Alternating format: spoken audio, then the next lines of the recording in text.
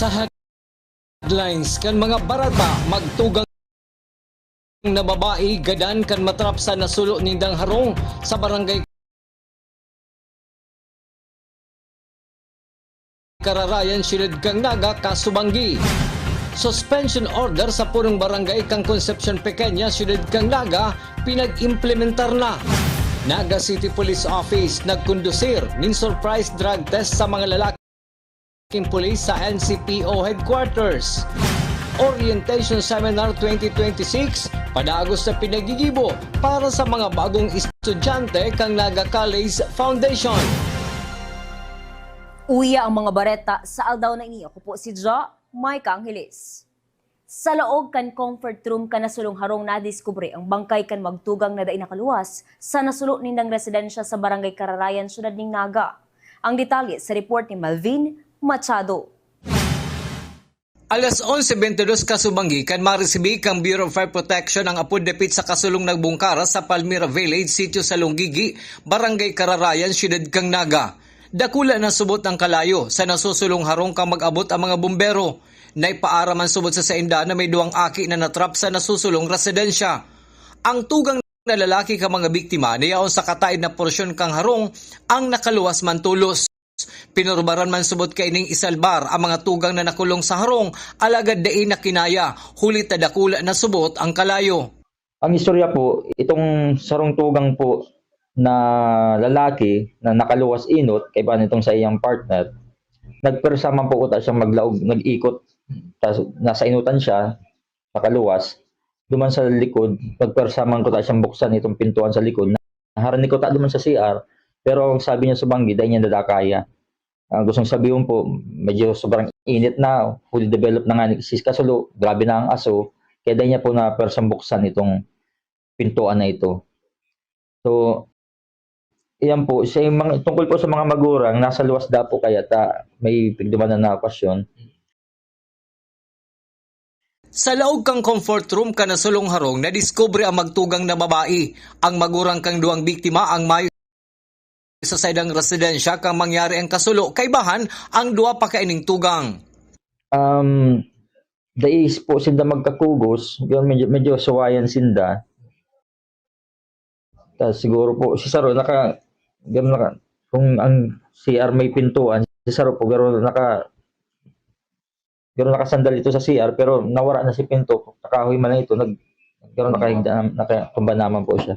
Si Saro po yung duman sa may bowl po. Sila man po sila magkakugos pero magkatahid man lang po.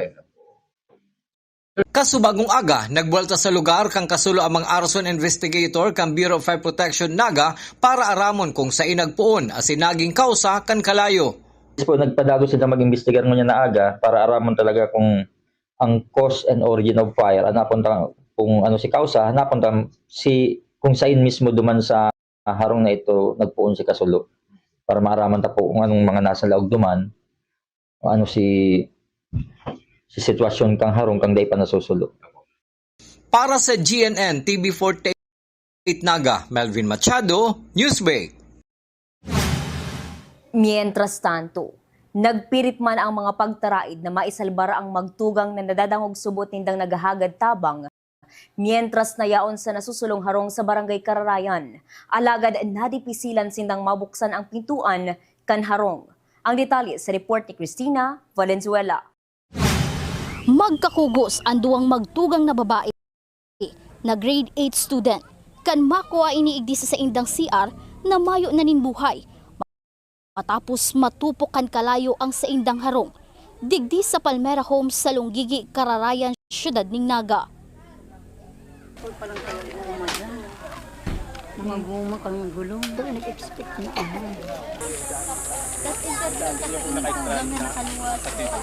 Nadipisilan ang mga residente kang Palmera sa Lunggigi sa Kararayan na masigbo si kalayo. Hulit tamaluya ang bulos kan tubig sa saindang lugar. Asin haros mga goma ang yaon sa laog kang harong na naging rason kan marikas na paglakop kang kalayo. Oo, pero at least nakakatabang mangyari sinata. Kung dahil sila mag-abot ito, imposible, madamay ang kami. Okay po, ma'am. Oo, madamay kami. Tamay, makakakudir ang tubig, maluyahon. Ay, okay. Ang bulos, maluyahon, talagang makakaano. Kapag iyo mangyari ito, yun na to. Kang nag-ambutin na tarabang na kami, hirilan na kami sa hose para makakapokus siya sa pag ano kan tubig pabuhos. Yun na nakulpa na hanggang sa tarapos na. Nagpurundo na kami, tirindog na lang kami diyan. Garo natutulala na tabi mga. Pinurbaran man kutang laogon ni Ning ang harong para isalbar ang duwang magtugang na venyas na nawalat sa nasusulong harong. Alagad may biglang nagputok, asin nahulog ang goma, kung kaya day na ini nakadiretso. Istorya ni Ning, sa mismong pintuan nagpuon ang kalayo na daisubot basta-basta mabubukasan, hulit na nakapako ang yero asin nakakandado.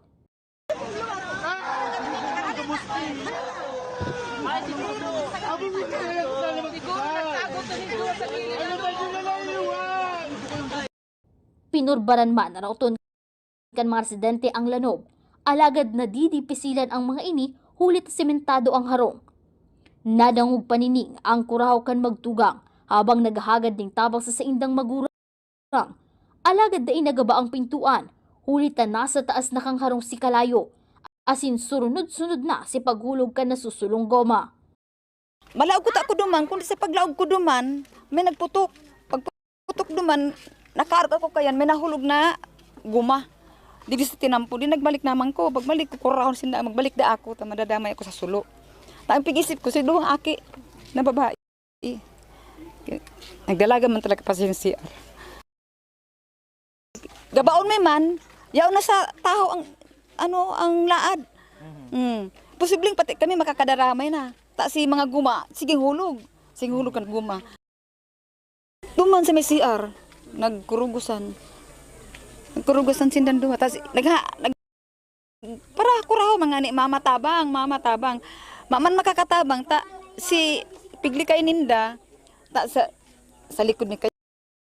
Ya sapa na yan, bangin na. Bangin na sa likod mi, madiklumon pa. Kasi matarabang intiro man nagparapukpukang iyang lanob sa kata siminto sa likod. Then nasasakitan sinda ta makusog talaga ang kalayo. Maswerteng nakasalbar man ang duwa pang tugang na bunsong babae asin lalaki sa kasulo. Hulit ta iniba inikan sa iyang magurang kasubanggi kang magbilar ang mag-agum sa barangay Kalawag, siyudad ning Naga. Para sa Janan TV 48 Naga, Cristina Valenzuela, Newsbreak. Mientras tanto, antes mangyari ang kasulo, nag-istambay pa sa luwas kan harong ang magtugang na biktima kay bahan ang saindang mga kabarkada. Sigon ki Wendell barkada asin kataid sa harong kan mga biktima, pinugulan maninda na mag-uli sa harong ang duwa, huli ita nasa luwas pa man ang saindang tugang na lalaki. Alagad dain na nagpapugol, huli ita may klase pa subuot pagkaaga. Sabi pa ni Wendell, pasado alas 11:30 nin banggi ka na mapagmata asin mahiling niya na makusog na ang kalayo sa indang kataid na harong. Digdi naman na pagdesisyonan kan sa indang pamilya na iluwas ang sa indang mga gamit, antes pa maglakop ang kalayo. Mga alauna nin maagahon subuot nagluya ang kalayo. Sa nasabing oras, nahiling sa loob kan CR ang magtugang na babae na subuot magkakugos. Yaon lang po kami digdiyo, nakaturukaw lang. Tapos si mga barkado ko po, magkairiban na po kami. Kaiban pa po itong duwa. Tapos katuyo po, mga alas 10 na. Si tugang niya pong saro, ito yung mga abot na po digdi sa ko. Mayo po digdi, takaibanan po katong saro yung barkada. Tapos, ito yung papaman po kato yung saro yung barkada. Nailing da po itong tugang niya na mayo da pong payo. Tapos, kato yung itong saro man po, itong matoa. Pinupugulan mi po to kasubanggi mag-uli. Abo mi nga pa uli yung tamay pa pong bantay sa inda. Kasi kuya po ninda, yaon man po digdi, nag-wifi man. Kaiban po si bata niya. Tapos, katong tulo na lang po sinda natada. Si Noah, si Dua. Tapos, pinugulan po ninda. Day na po talaga napupugulan. Gusto na po talaga ninda magturog. May klase po baga ko ang yan. Tapos, ito itong nailingan ni naman yung payo. Abo palan, ito yung papakatoy, abo palan katong paulion. Araw nga ni baka madisgrasya siya. Kaso, kang abo da po katong paulion, kaso napirit talaga mag-uli. Tamaanggutan da po sinda ni Papa ni pagday nag-uli. Naabutan ko na po, ano yun na, dakulaon na po ang kalayo. Ano na po siya, nagkukurab na. Tapos mga pirang minuto po, may nagputok po dyan. Tapos ang hula mi po na nagputok, ito yung may silane po kaya sinda dyan, tapos may gasol. Tapos sa ano mi po, sa opinion mi po, garoyo po to si nagputok. Yun lang po dyan ang yan. Tapos may ref po sinda. Tapos ito yung wire po ninda, nagkakalayo na po to. Tapos yun din po to si Kausa na nag-brown out kasubanggi. Tapos ito yung mga ano po, mga 11:30 na. Mainito na po sa harong mi. Kaya duman mi na po na pagdesisyon na na po iruluwas na si gamit nita baka magkalat na. Tapos ini nga ni po raot po imi kasubang di buka po diyan. Taginaraba na po talaga. Tapos kato yung ano na po, nag-abot naman po si mga bumbero. Medyo na ano naman po, nagiano naman po kami ano yun na buhusan na po ng tubig si Kalayo Kasubanggi. Sa kasumpay na bareta, naghihibing pinag-istorya ni Ronel, tugang kanduang babae na nagadan sa kasulo sa Salonggigi, Kararayan, sulad ning Naga, na dain niya subot tatabangan ang saing mga tugang, huli tamayo siya sa inang residensya kan mangyari ang kasulo Kasubanggi. Alas 5 na ning aga kan may mag-reply sa iya manungod sa nangyaring kasulo. Tulos subuot siya nagpasiring sa Salonggigi, Kararayan, alagad sa punirarya na niya inabutan ang saing duwang tugang. Istorya pa ni Ronel na nagkawat pasindakan sa ang mga tugang kan magbisita ini kan Domingo, alagad dain niya hunaon na ininapalaan huring pag-iribanan ninda. Hindi ko po kayo nagtabangan sinda mo. Mahay po kayo kag Dio. Nasaan ka dito sir? Yan po ko doon sa pamilya ko po sa Magarab. May nag-reply man po sa kuya, naaraman ko po alas 5 maagaw na. Kaya dali-dala po akong pasirig di. Yun na lang po naabutan ko, si tugang ko po, yun naman sa may Kristo. Pinagbisita man kasubang bagong aga ni Mayor Lani Robredo kaibahan ang City Social Welfare and Development Office ang harong na nasulo sa Salonggigi, Kararayan, syudad ning Naga. Kinaulay kan alkalde ang duwang tugang na lalaki kan mga biktima para sa magkakanigong tabang na itatao kanu-kanu gobyerno kang Naga. Montang nagkondisir naman ng assessment report sa kasulo ang CSWDO. Sa ngunyan temporaryong nagdadagos ang pamilya Binya sa Salonggigi Covered Court sa Zone 1, Barangay Kararayan. Padagos sa mga bareta, liwat nagpagirumdom ang Bureau of Fire Protection sa publiko na uruol daw pirming magpasiguro sa insidente nin kasulo o ano man na klase nin kalamidad. Susog kay Fire Senior Inspector Erwin Versosa kan BFP Naga, pwedeng itukdo sa mga kaakian ang exit drill in the house o EDIT kung sa inaram kan lambang miyembro kan pamilya ang gigibuhon kung igwang kasulo o linog na mangyari. Yes po, ining edit na ini. Halin na po ini yung programa kang Bureau of Fire Protection. Exit drill in the house. Edit para madaling madaling matandaan.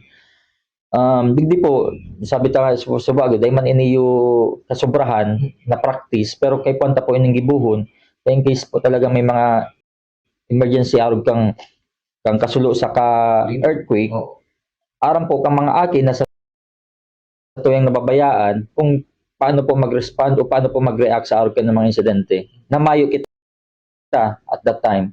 At may nasa trabaho man po kita or ano pang Sa samuyang pagbabalik, suspension order sa punong barangay kan Barangay Concepcion Pequeña, pinagserbi na. Yan na sinibapang nanginot na mga bareta, digdilang sa GNN TV 48 Naga, News Break.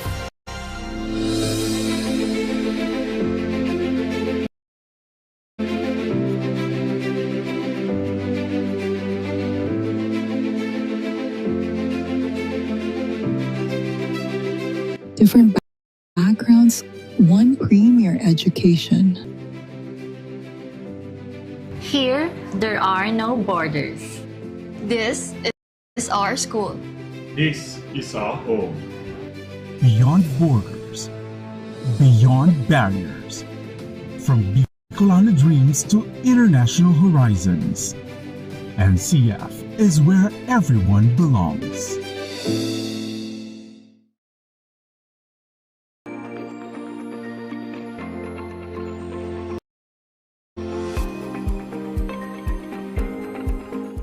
Bilang magulang, importante for me na ligtas sila at masaya sa school.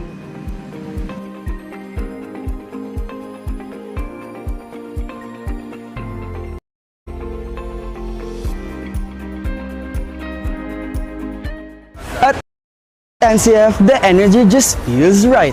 You come for the school, but stay for the people.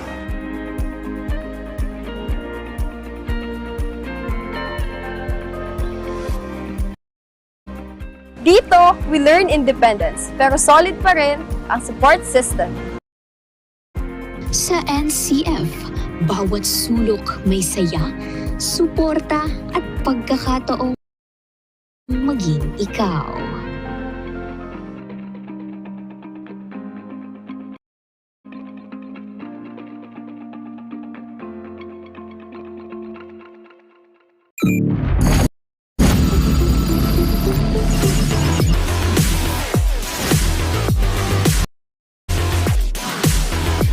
Invest in your dreams. We'll handle the innovation powered excellence. This is how we lead the future.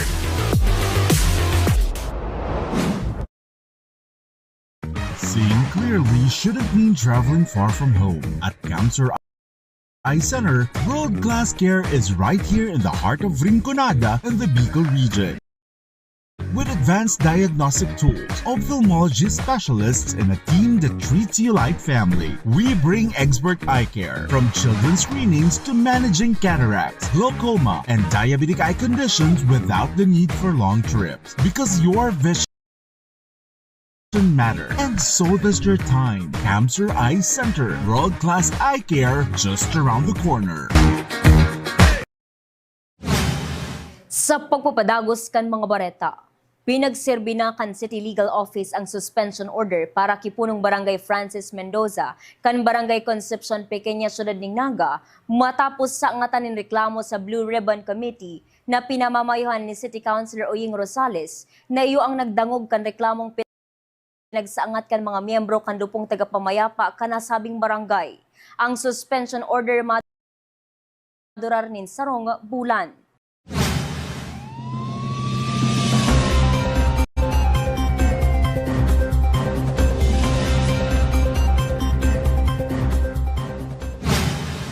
Sa police report, 135 na mga lalaking pulis sa Naga City Police Office ipinasairarom sa surprise drug test kasuudma. Ang detalye sa report ni Cristina Valenzuela. 4 na aldaw, puun kan magtukaw bilang OIC City Director kang Naga City Police Office, si Police Colonel Rizalde Caballero, pinagsugo tulos kang opisyal na ipasairarom sa random drug test ang 135 na pulis na lalaki na nakadeploy kasuudma sa NCPO. Kabali sa nasabing drug test ang mga personay kang City Drug Enforcement Unit. Sigun ki Police Lieutenant Colonel Elmer Azores, sinda subuot si prioridad na kaipuan i-drug test. Hulita ang sa indang trabaho nakatutok sa anti-illegal drug bypass operation. Ini para masiguro na mayong operatiba ang naiimbwelto sa illegal na droga. Yan po ang primero na talagang dapat na i-drug test itong sa tuyang mga kapulisan na nakapokus sa anti-illegal drugs operation. Yan po ang saro sa inot na order kan sa tuyang bagong mukna na City Director na dapat inuton ining mga satuyang mga operatiba na dapat sinda ay malinig sa na dahil sinda involved sa illegal na droga. Kung may PNP personnel man na magpositibo sa drug test, maagi pa ini sa confirmatory test. Alagad kung liwat na magpositibo, matatanggal na ini sa serbisyo. Kung sakaling may PNP personnel na magpositibo sa illegal na droga, ay yan po ipoproseso. May tamang proseso po para sa bagay na iyan. Magkakaroon pa po yan ng confirmatory drug test. Confirmatory test. And then pag talagang nagpositibo pa sa confirmatory test, madidismiss po yan sa PNP service. Ang random drug test o surprise drug test parte kan PNP focused agenda pag-abot sa integrity monitoring as an internal cleansing para mamantinir na disiplinado ang mga pulis sa indang profesyon, asin maging drug-free ang Naga City Police Office. Para sa Janan TV48 Naga, Cristina Valenzuela, Newsbreak. Sa kasumpay na bareta, siniguro ni Police Lieutenant Colonel Elmer Azures, Chief kang City Community Affairs and Development Unit, na mapaluwas na impormasyon ang Naga City Police Office sa oras na may magpositibong pulis sa ginibong random drug testing. Sigon kay Police Lieutenant Colonel Azures, maagi man ini sa proseso asin tatauanin pagkakataon na makapagpaliwanag ang pulis na mapositibo sa drug test. Sa ngunyan hinalat pa ng Naga City Police Office ang resulta kang drug test halit sa forensic unit. Opo, isa po yan sa focus agenda ng PNP, yung tinatawag nating integrity monitoring. Kasabay na po dyan yung tinatawag nating transparency, yung internal cleansing, na kung baga sa kuan ay paano natin may papatupad ang batas kung ang isasahanay natin ay violator. Kaya isa sa aksyon ng ating bagong city director na mag-undergo ng drug testing ang ating mga kapulisan. Hindi naman yan outright. Bibigyan din naman siya ng pagkakataon na pasasagutin yan at magka-undergo pa yan ng tinatawag na confirmatory evaluation or testing. Pero ang ititest din yan yung standard specimen. Usually, kung naman yan, mabilis lang naman ang paglabas ng resulta niyan. Kaya lang ang makakapagbigay ng resulta ay yung forensic group natin.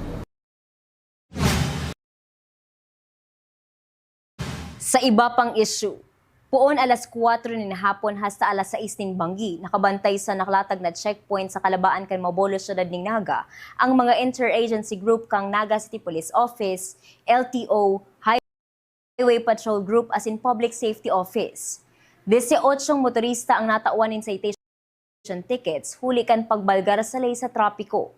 Kadaklan sa mga napara sa checkpoint ang mayong mga sulot ng helmet, mayong driver's license, as in dain nakasulot ni seatbelt. Sigon kay Police Lieutenant Colonel Elmer Azures, obheto kan paglatag ng checkpoint na mapakarahay ang mga sitwasyon sa tinampo, as in mabawasan ang mga road crash. Balik kahapon, nagkaroon po tayo ng interagency checkpoint na kung saan ito ay binubuo ng local police, ang Highway Patrol Crew, ng LTO, ng PSO. Meron po tayong ginanap na interagency checkpoint sa may Barangay Mabolo na kung saan meron tayong 18 na apprehend o natikitan na mga traffic violators. Yung pinaka-objeto po ng ating ginagawang checkpoint, of course, ma-check natin yung kaayusan ng mga motorista, no, para maiwasan natin ang aksidente. Sa iba pang police report, 2 persona na nagpabistong miyembro kan media ang inaresto sa paagi ng entrapment operation sa Barangay Balud Sur, Gubat, Sorsogon, huli sa reklamong robbery by extortion. Pinagbisto ang 2 inaresto sa alias na Aton Asinetti, parehong residente kan Bacon District, Sorsogon City, na sinasabing magkasabot-subot sa pangingikil ng kwarta sa amusement park operator sa nasabing lugar. Enot naghahagad subot ng 10,000 pesos ang mga sospek hasta ginibong 30,000 pesos. Alagad da ima nagtao ang operator hasta magkondisir ng entrapment operation. Na-recover sa mga ini ang 12,000 pesos na ginamit sa entrapment operation. Inihanda na ang reklamong isasaangat sa 2 sospek. Sa iba pang bareta, isasara sa bulos kan trapiko ang mga tinampo sa palibot kan Plaza 15 Martires pon alas 6 hasta alas 9 ng pagkaaga.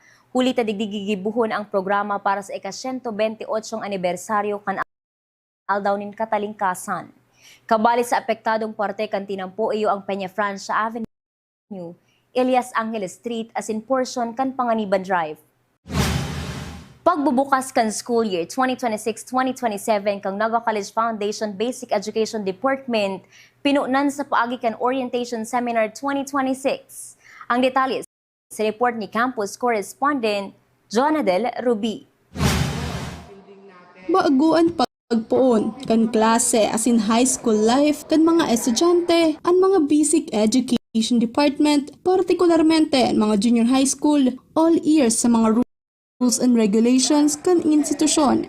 Sigun kay Mark Ezekiel Gabrilio, grade level coordinator kan grade 7, digdi sa buot mai-apply ang curriculum kan DepEd kung saan magkakaiguan ng 3-term. Sa iya manapigheras ang sa indang objective sa ORSEM ngunya na school year. As in nagpaabot man siya ng mensahe sa mga incoming grade 7 students kan NCF. Bilang paghahanda lang para sa school year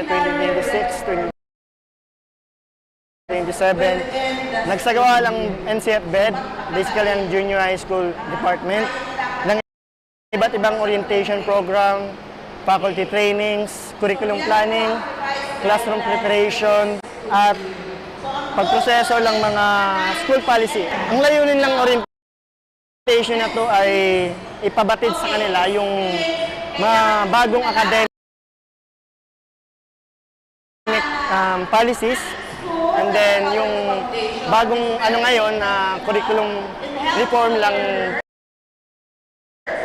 DepEd na which is yung 3-term na school calendar, yung po para matiyak na yung mga programa na yon, yung mga programa alintuntunin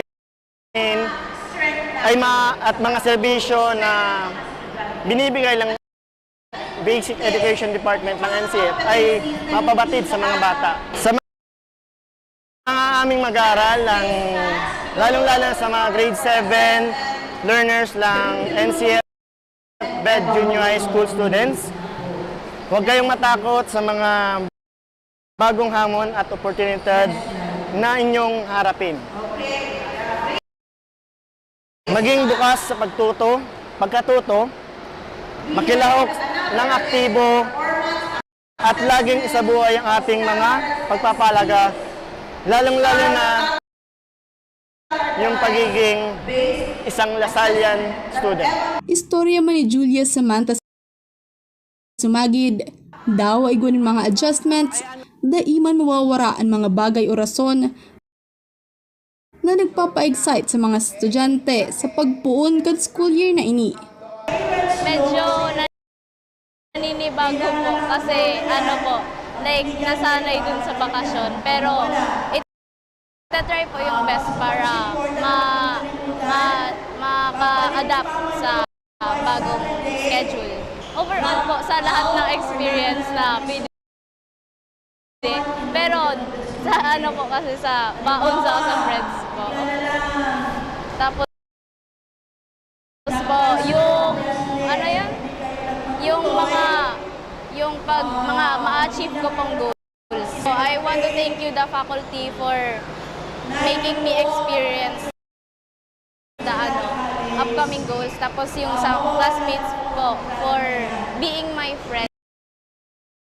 Tapos sa parents ko rin po para dun sa pag-enroll nila po sa akin dito, saka sa pagpa-experience po sa akin dito sa school.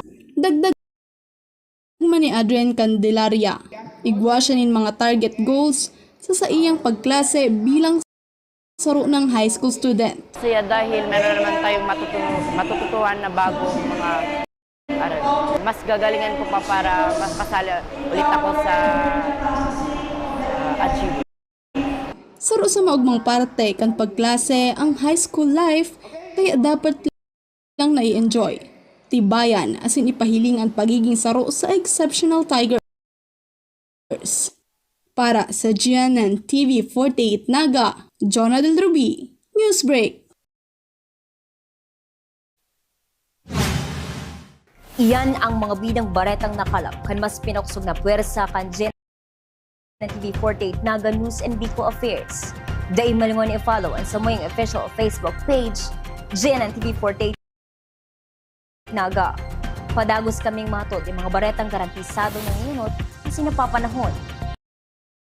I-hit ang subscribe button sa Samoying official YouTube channel, GNTV 48 Naga, para update kita sa mga bareta as istoryang Bida ang Bicolano. Ako po si Ja Mike Angeles, as ilinian GNTV 48 Naga, News Break. Sa NCF, tambayans are not just tambayans.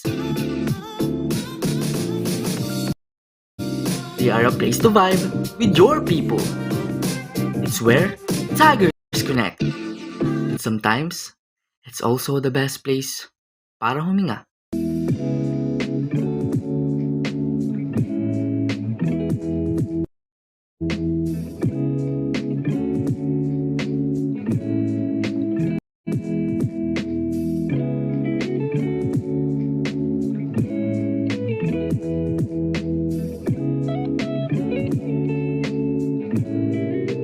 This is where our stories stay long after we leave college. The quiet witness of how we built our future.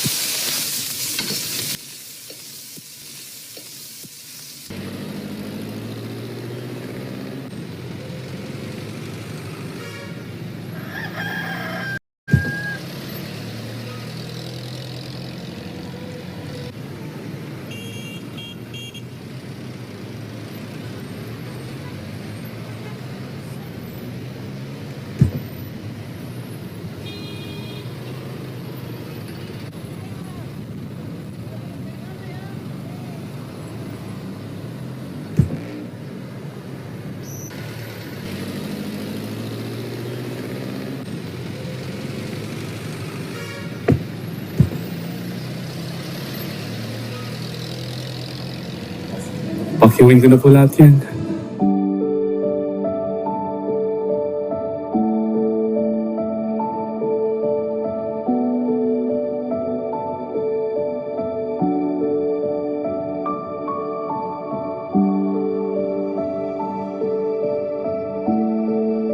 Humble beginning, global end.